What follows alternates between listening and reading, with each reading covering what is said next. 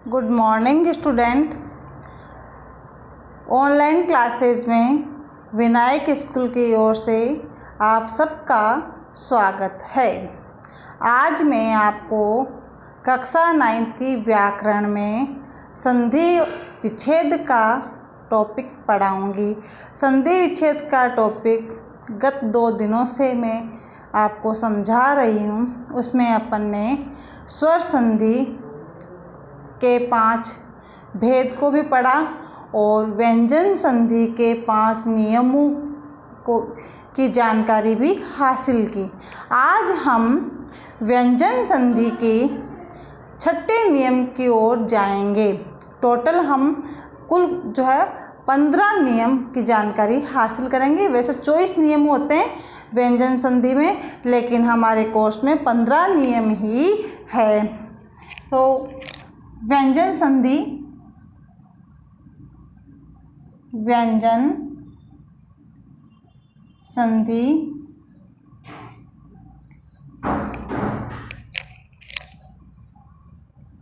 यदि किसी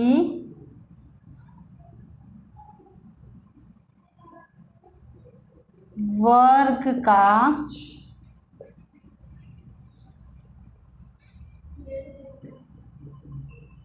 पहला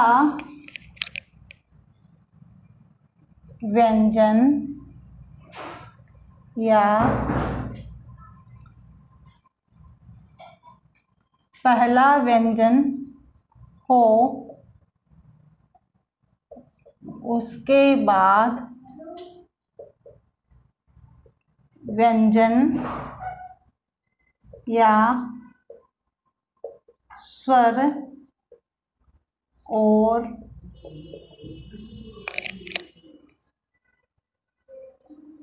भिन्न व्यंजन हो तो वहाँ व्यंजन संधि होती है। देखें एक बार परिभाषा पुनः। यदि प्रत्येक वर्ग के पहले वर्ण, पहला क्या होगा बेटे? पहला वर्ण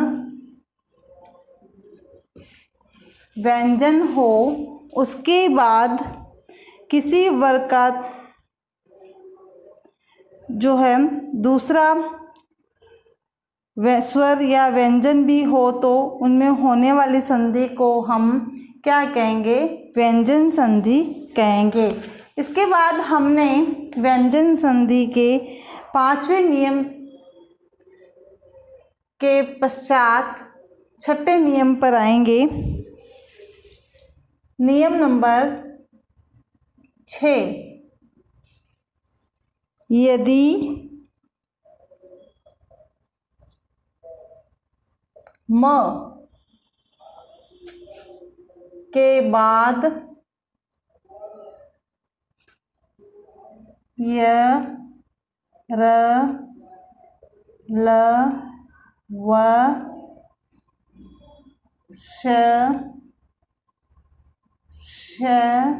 स, ह। यदि म के बाद य, र, ल, व, श, है में से किसी भी वर्ण का मेल हो, में से किसी भी वर्ण का मेल हो तो वहाँ म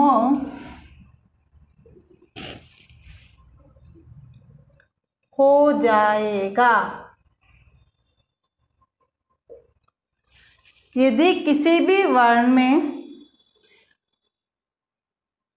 यदि म के बाद य, र, ल, व, श, है में से किसी भी वर्ण का मेल हो तो म के स्थान पे क्या हो जाएगा, अनुस्वार, तो वहाँ म के स्थान पर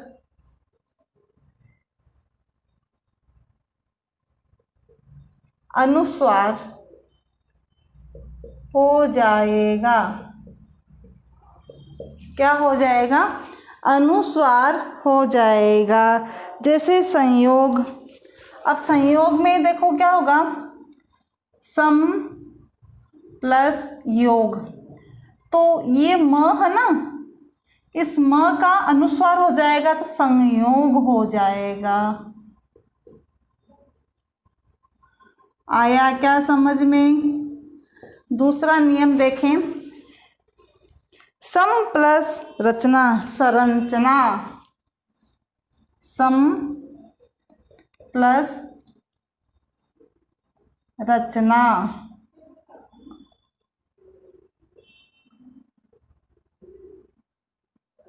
संरचना।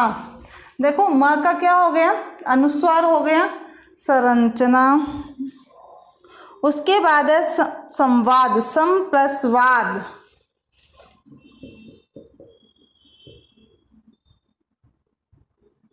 सम प्लस वाद, ये म अनुस्वार में बदल जाएगा तो क्या होगा,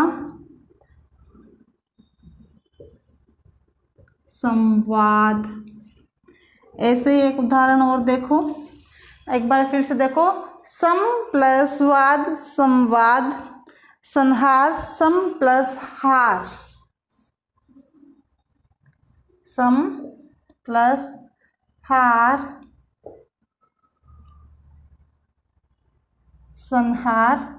एक बार पुनः इस नियम को देखें, यदि म के बाद य र ल व स, देखो पहले में य आया सम के बाद, दूसरे में र है, तीसरे में व है, चौथे में है, तो देखो सम प्लस योग, तो इन सब के बाद में म के बाद ये अगर वर्ण आते हैं तो उसके स्थान पे, म के स्थान पे अनुस्वार हो जाता है। सम प्लस योग संयोग, सम प्लस रचना संरचना, सम प्लस वाद संवाद, और सम प्लस हार संहार। इसी प्रकार संरक्षण संलग्न संसार, सम प्लस सार, सम प्लस सार संसार।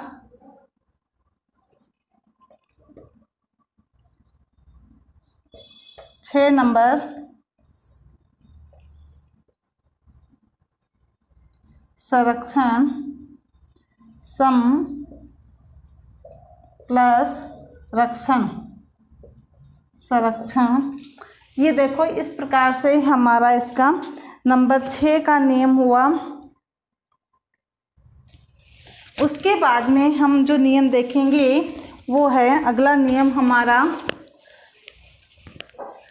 नंबर 7।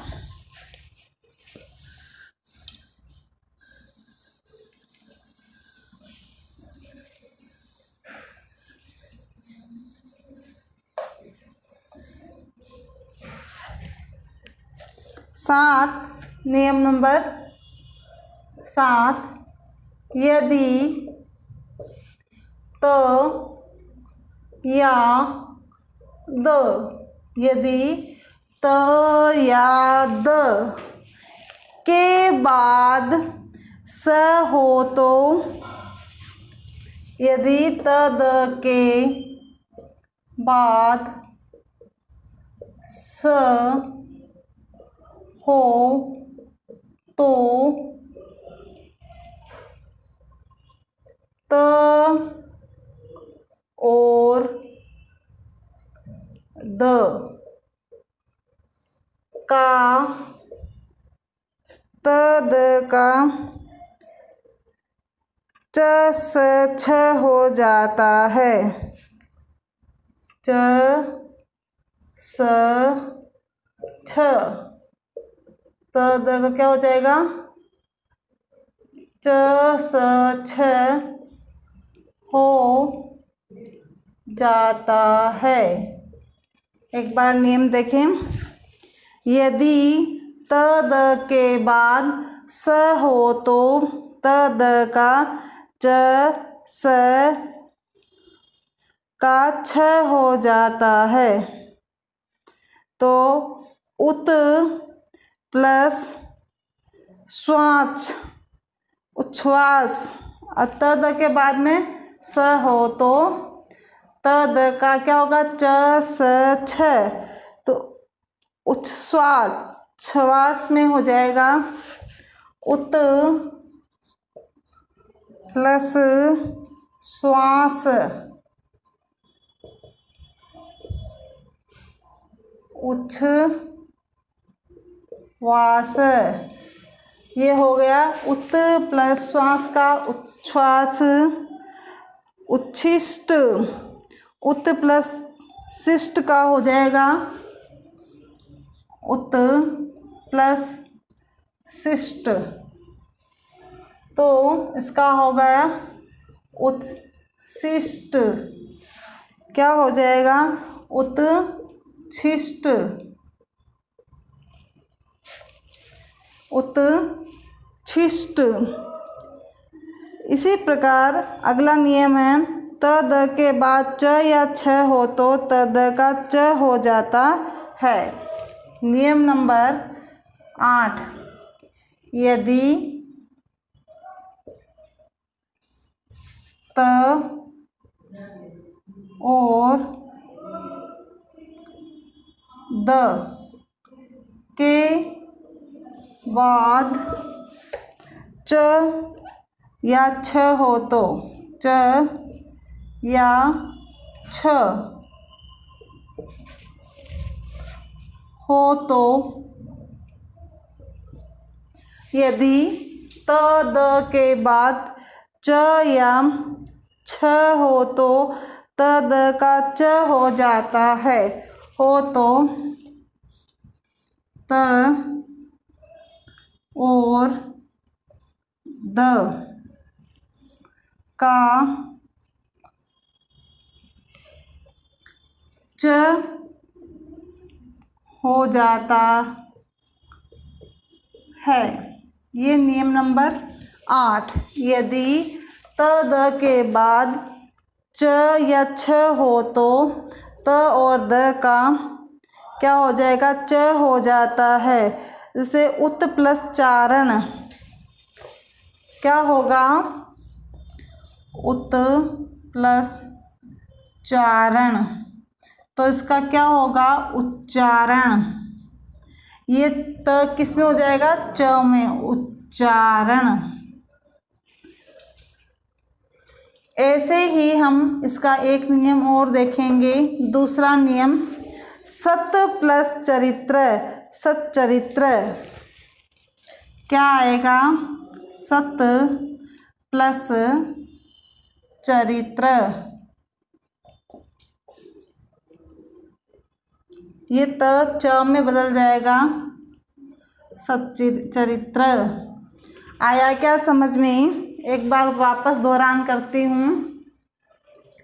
यदि त और द के बाद च या छ हो तो त और द का च हो जाता है।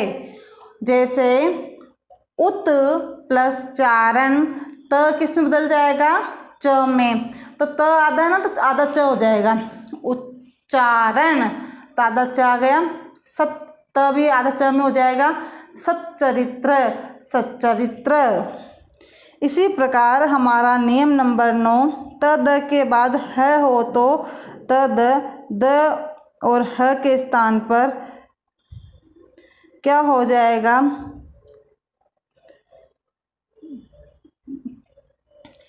घ हो जाता है, ध।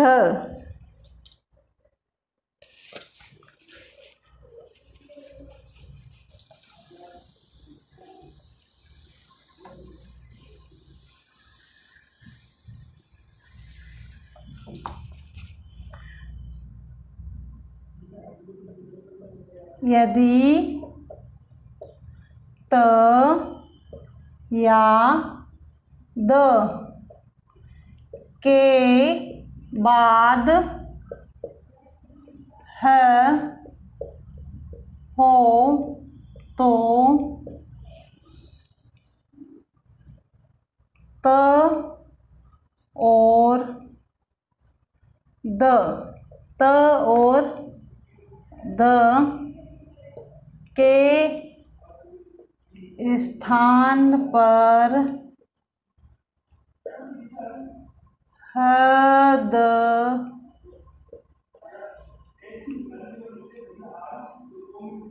ध में परिवर्तित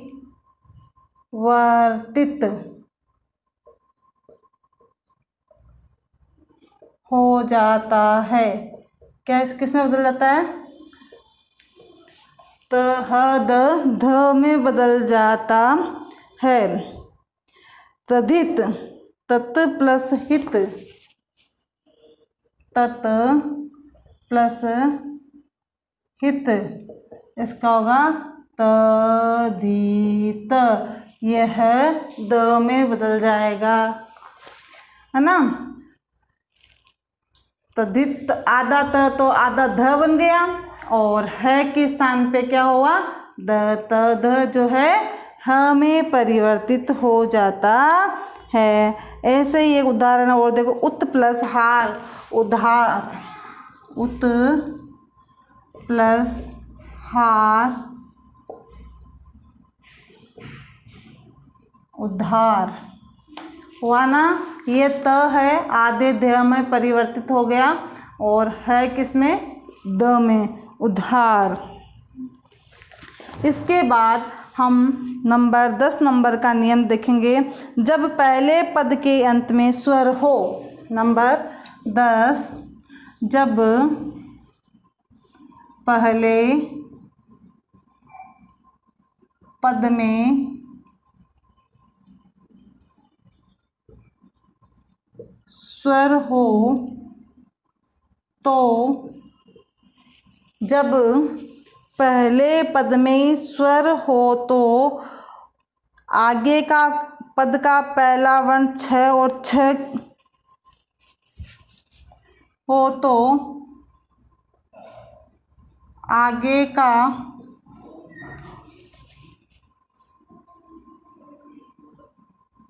पहला वर्ण च छ। जब पहले पद में स्वर हो तो आगे का पहला वर्ण जो है च छ हो तो छ के स्थान पर छछ हो जाता है। वर्ण छ हो तो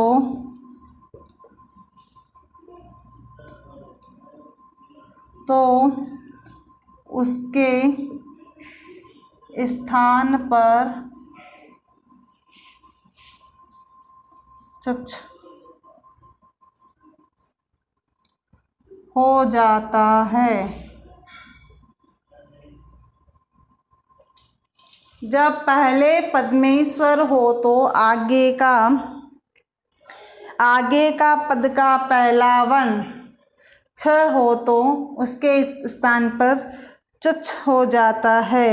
तो जैसे अनु प्लस छेद, अनु प्लस छेद,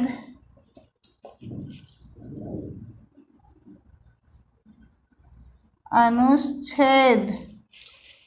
देखो इसमें अनुच्छेद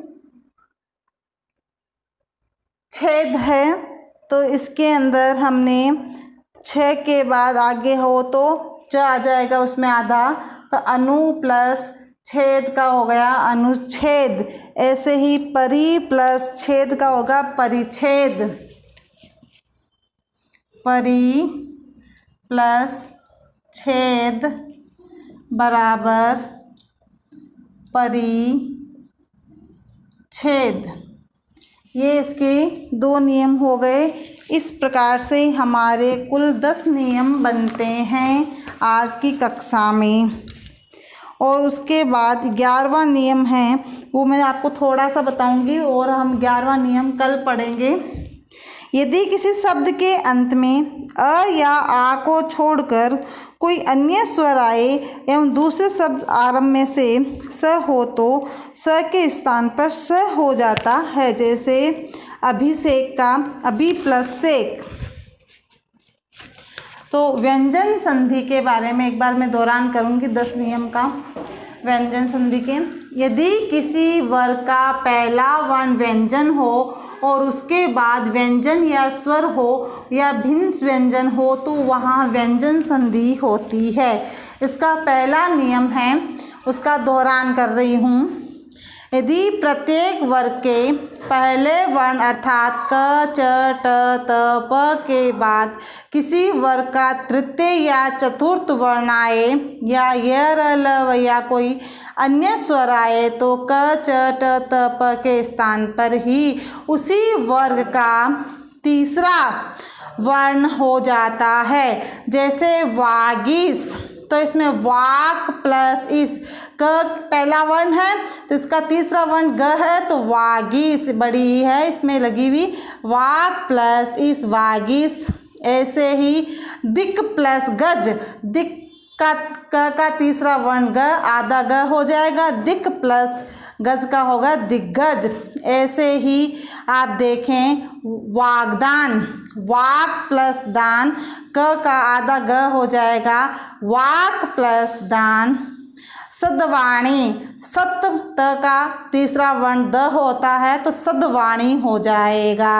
ऐसे ही दूसरा नियम, यदि प्रत्येक वर्ग के पहले वर्ण अर्थात क च ट त प के बाद न या म हो तो क च ट प त प अपने वर्ग के पंचम वर्ण में बदल जाते हैं।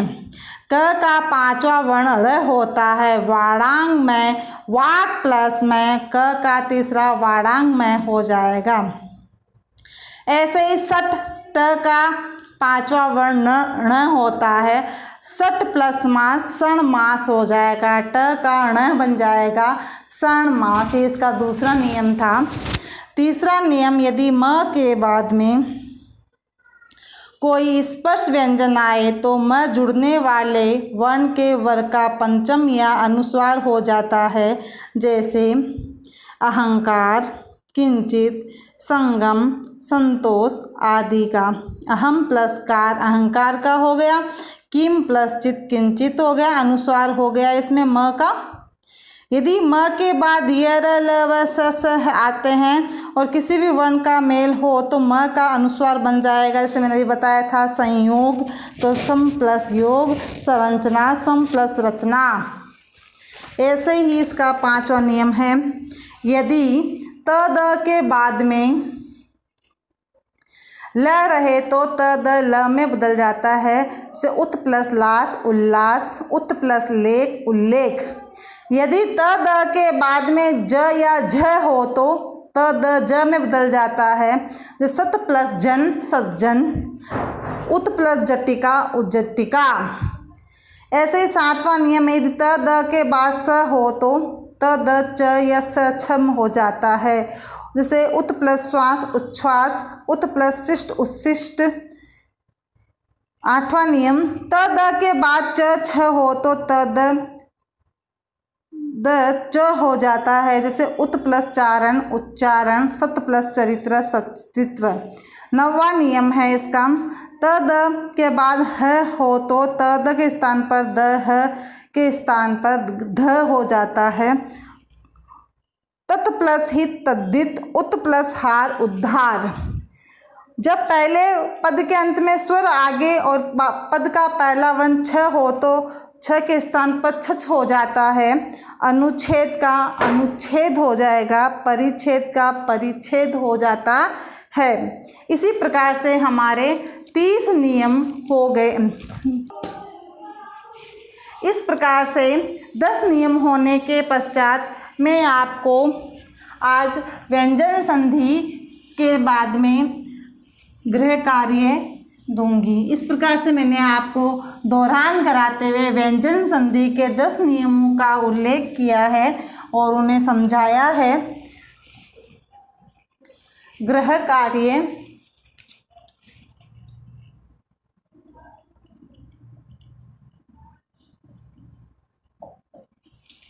हमने व्यंजन संधि के जितने भी नियम देखे हैं, 10 नियम देखे हैं। इन 10 नियमों में जैसे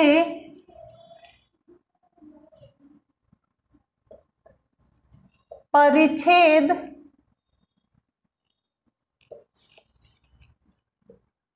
के समान ही अन्य 4 संधि विच्छेद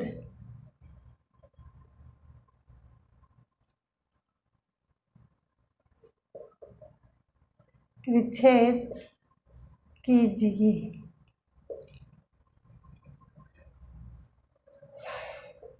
संयोग की तरह ही अन्य 4 संधि बनाइए।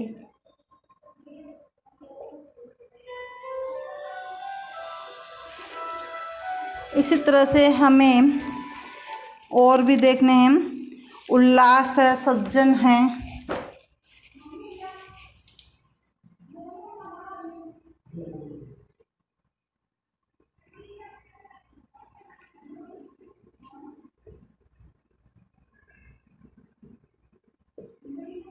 सज्जन की तरह है या सम्मान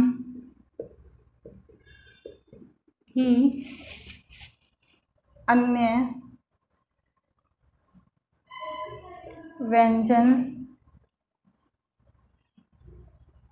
संधि के 5 उदाहरण दीजिए।